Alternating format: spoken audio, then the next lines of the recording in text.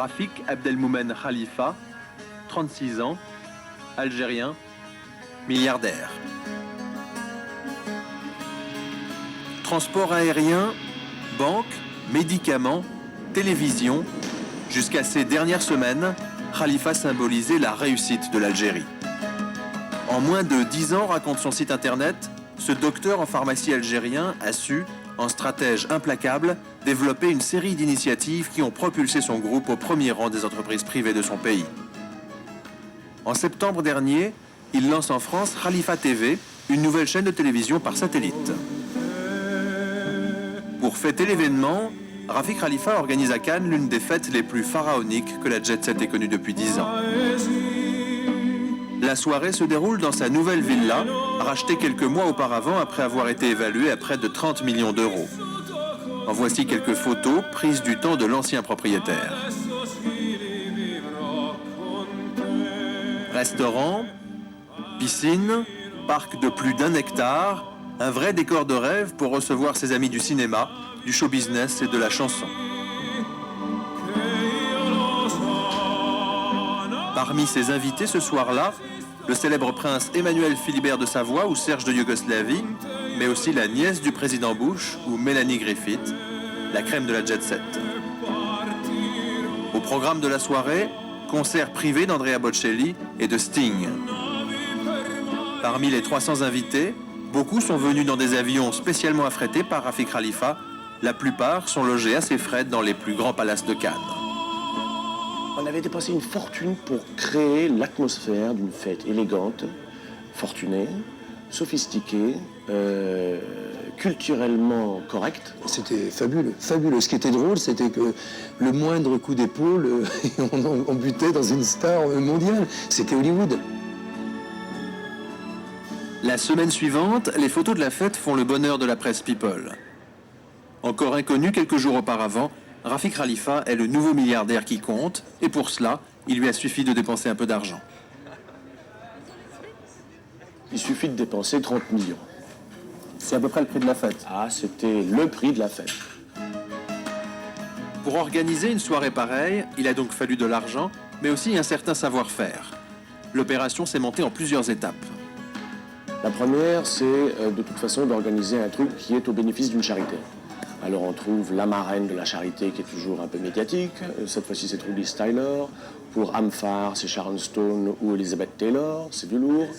Et puis, ça, déjà, ça crée un drainage, voilà, un sillon. Quelques autres substars, des sous-célébrités, vont filer dans le sillage. Hein. En clair, le milliardaire promet à la marraine, Trudie Styler, de verser une grosse somme d'argent à sa fondation, et la marraine appelle ses amis les stars. Trudie leur a dit, venez, votre présence justifiera un chèque énorme. Ce qui est légitime, je trouve que c'est... Et lui, en versant ce chèque, il était sûr qu'il aurait des stars. Il était sûr d'avoir des stars, oui. Ensuite, on engage des attachés de presse qui font venir, relations publiques, qui font venir la deuxième couche. Et puis pour s'assurer quand même de la matière médiatique pour les journaux, pour les télés, pour le people, les stars, quoi. Ben, si on n'est pas sûr de les avoir, il faut les payer, remis sur ongles. Ça oscille entre 15 et 30 millions pour la présence. Hein. Mais c'est marrant, il a vraiment loué une foule, quoi. Et ce soir-là, Rafik Khalifa est si fier de sa foule qu'il l'a fait défiler sur la terrasse de sa villa pour enregistrer des spots publicitaires pour sa télévision. Hello, Khalifa TV! I'm Heidi Klum and I'm very excited to be one of the first one to be on your show. Dans le casting, la nièce du président Bush, mais aussi quelques célébrités francophones. Bienvenue sur Khalifa TV. Non, bienvenue sur Khalifa TV. Voilà. Hervé Bourges, ancien président de TF1, de France Télévisions et du Conseil supérieur de l'audiovisuel. Bienvenue à Khalifa TV. Bienvenue au moment où, en 2003, s'annonce l'année de l'Algérie en France. Tiens, Khalifa TV aurait-elle un rapport avec l'année de l'Algérie en France, cette manifestation officielle destinée à améliorer l'image de l'Algérie? Pendant la soirée de Cannes, Emmanuel de Brandt demande au milliardaire algérien à quoi va servir sa télévision. Il m'a regardé, il m'a dit tout est diplomatique. Donc moi, je comprends que cet homme-là est l'instrument volontaire d'une diplomatie que je comprends et que j'approuve, disons. C'est-à-dire Qui est de retisser des liens plus serrés entre l'Algérie et la France, en dépensant de l'argent pour créer des projets communs, pour faire des expositions, etc. et faire un petit peu oublier la mauvaise image de l'Algérie. Évidemment, qu'est-ce que tu veux que je te dise? Chaque fois qu'on parle de l'Algérie, on voit des gens zigouillés, etc. C'est quand même pas... c'est pas sympa. Et oui, les massacres, c'est moins sympa que la jet set. Après 10 ans de sale guerre, 200 000 morts et 7 000 disparus, les dirigeants algériens chercheraient aujourd'hui à améliorer l'image de leur pays. Explication d'un ancien ministre. Laïque et démocrate, il avait tenté de réformer son pays en 1989. Aujourd'hui, tout le monde est convaincu que le régime est plein dans la corruption et que le régime est plein dans la torture, dans la répression de la population algérienne. Donc, 10 à 12 ans après, il faut vendre une image de l'Algérie correcte. Dans le passé, personne ne contrôlait les comptes. Les entreprises publiques pouvaient payer des conférences, des acteurs, des journalistes, financer des journaux, financer des partis politiques, financer des associations. Aujourd'hui, avec l'ouverture au marché international, c'est l'entreprise privée qui va faire ce travail très important dans ce type de régime de propagande. Le groupe Khalifa a-t-il été utilisé pour la propagande du régime ? Dans un rapport récent sur la liberté de la presse en Algérie, Reporters sans frontières raconte que pour assurer un large écho à ses opérations de communication, l'homme d'affaires invite de nombreux journalistes et patrons de presse.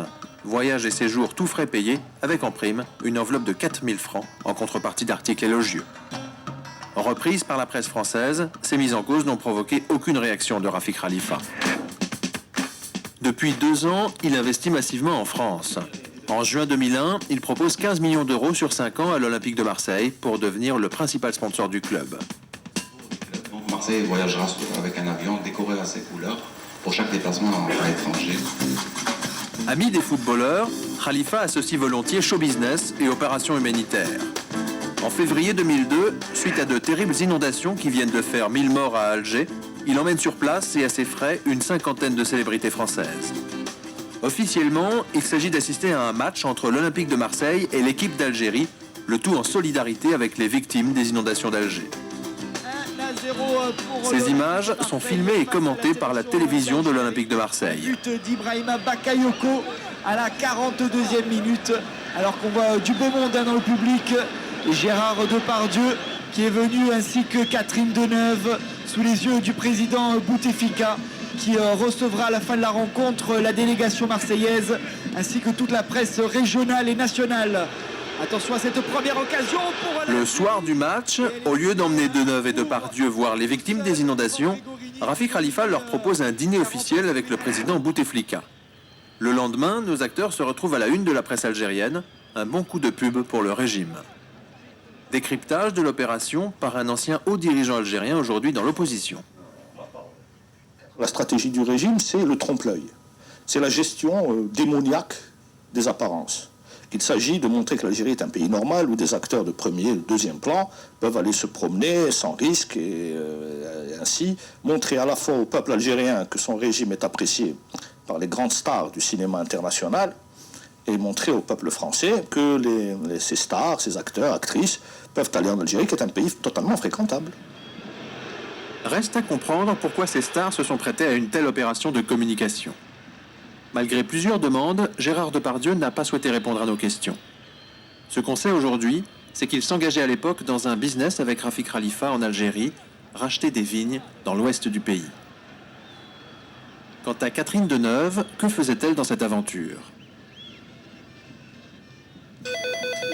Contactée, l'actrice française nous rappelle à Canal+. Elle affirme qu'elle s'est rendue en Algérie gratuitement par gentillesse, qu'elle a été contrainte d'assister au dîner officiel avec le président Bouteflika alors que ça n'était pas prévu et qu'elle est contrariée que sa présence ait pu être exploitée politiquement. Rafik Khalifa, lui, est content. Ce jour-là, il a réussi son coup. Les stars, ça marche.